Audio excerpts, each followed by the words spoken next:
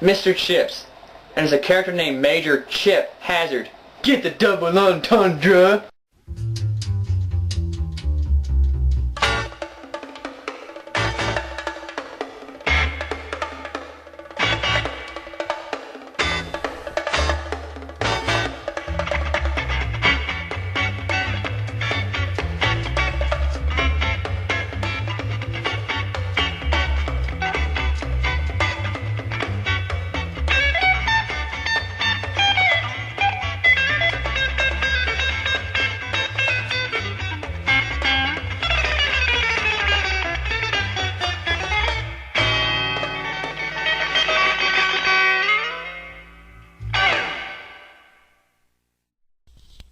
Hey guys, TyRiders2 here.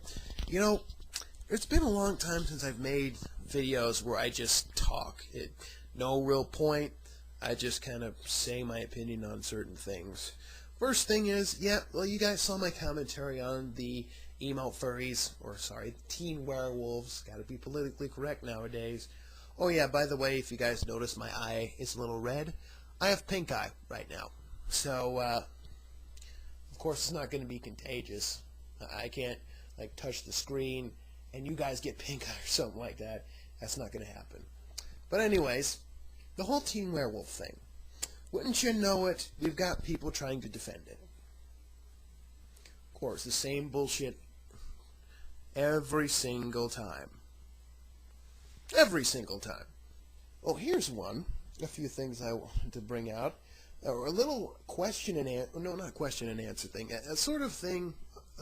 I usually love discussion videos. This is also partially a discussion video. There are a couple of discussions for me. One of my particular ones is, what movie, or is there any movie that, even though you like it a little bit or a lot, you still nitpick it no matter what? I have a lot. But there is one that I love to nitpick, even knowing that, I kind of liked it when I was a kid. It's called Kiss of the Dragon with Jet Li. It's a movie with Jet Li and Bridget Fonda. Jet Li is a Jet Li is a cop that is transported over to the French to investigate and shit like that.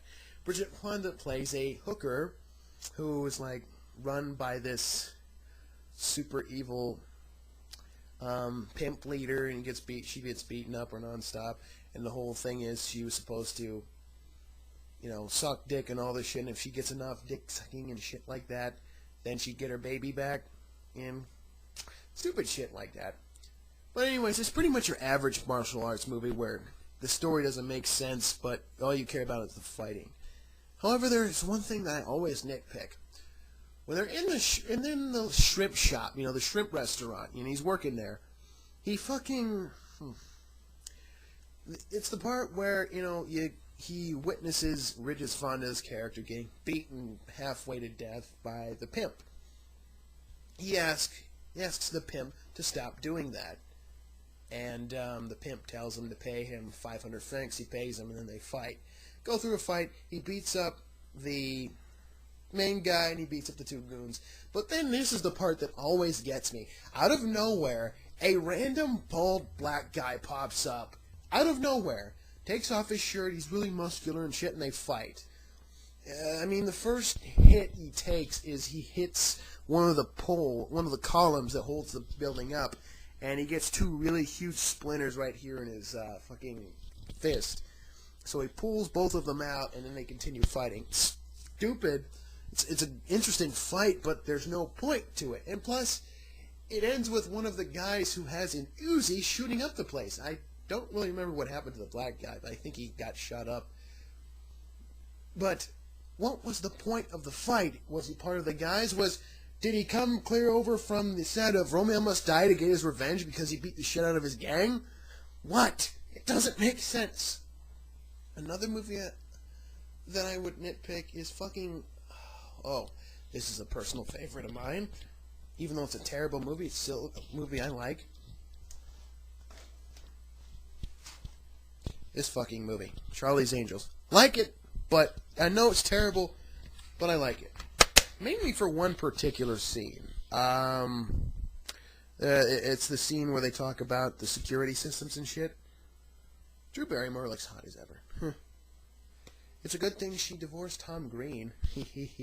Sorry. Why Cameron Diaz? She's not the least bit attractive. Drew Barrymore and Lucy Liu I'm fine with, but Cameron Diaz? Couldn't you get somebody a little hotter than that? Like, okay, maybe not Alicia Cuthbert. It came out in 2000. She was probably still in high school by then. If it came out this year, Alicia Cuthbert should have been, excuse me, again, should have been one of the other actors. What else I could put on for a discussion?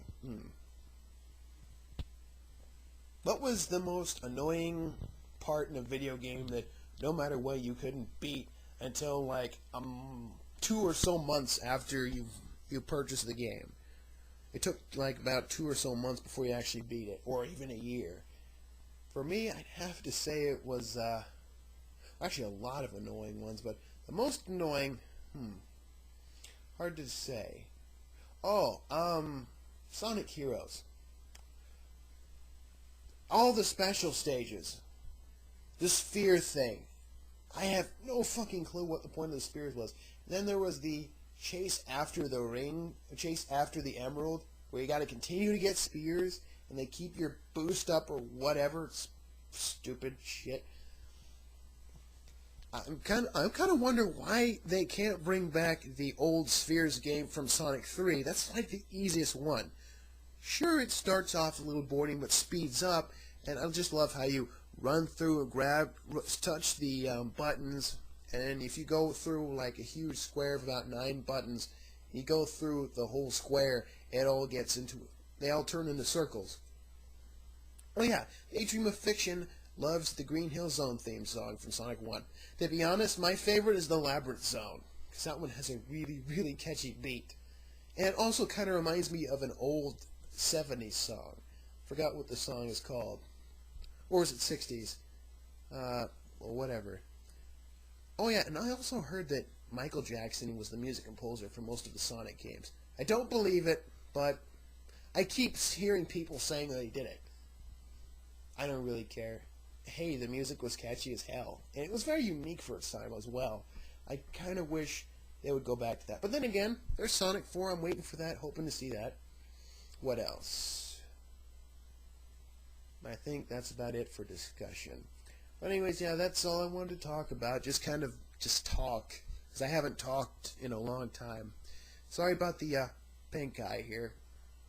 Anyways, that's everything. Oh! Now I remember. What type of animation do you like? My personal favorite is Cell. And to all those people who thought I hated all Flash on the planet, I only hate professional Flash, just like TV Flash. The kind of shit you see on TV, shows like Total Drama.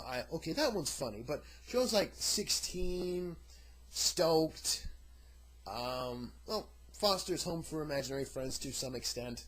It's a funny show, but it didn't have to be in Flash. It's pretty lazy. What else? A couple of other Flash too. Oh yeah, the newest one they've got. It's a terrible fucking show. Kick Buttowski. Ooh, it's about an Evel Knievel kid who does a lot of stupid shit. That's it. And what's sad is he wins every single time. Jesus, not even Ed and Eddie won or managed to get what they want in every single episode. As a matter of fact, it was the very opposite. They always wound up in some sort of sicky situation or something along the lines of that. It's bullshit. And even Ren and Stimpy, to some extent, they didn't always win. They always wound up getting the shit beat out of them, or it always ended with Stimpy doing something stupid to Ren, or Ren doing something to Stimpy, or something really, really embarrassing, like the very end of Stimpy's fan club, or like Commander Hoik and Stimpy, the Commander Hoik and Stimpy episodes, it always ends with them dying somehow. In Space Madness, he pressed the History Eraser button and killed everyone. In Black Hole, they got sucked in, In Maroon, you don't really show them getting killed, but I guess shortly after Ren started beating the shit out of Stimpy with the book, they got eaten alive. But pretty much, yeah. Aside from that, oh no, scratch that. What is your favorite cartoon character, or what's your list of cartoon characters? I don't care if you send me a response or send me a comment, provided response. I'm kind of curious about that. But anyways, yeah. My personal favorites, one is Ren Hoek, another one is Retro from Dead Leaves, Haruko, and Ed, Single D from Ed, Ed, and Eddie. I'd name a couple others, but I think I might be over the time limit. So I'm TyRiders2, and I will catch you later.